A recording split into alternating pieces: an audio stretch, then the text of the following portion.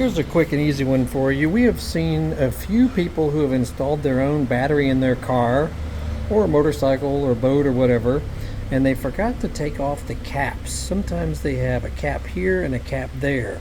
They simply did not take it off because they thought it was a marker for which terminal was which. So they put their clamps back on. Car doesn't work. They think the worst. They think the whole car's going crazy.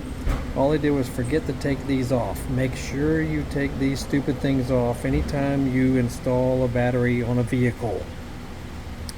I know some people may think that's ridiculous, but we have seen 3 people here in the past month who have all done the same thing.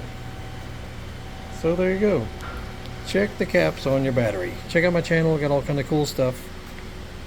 Thousands of videos that may help you. You'll have a great day. We'll see you.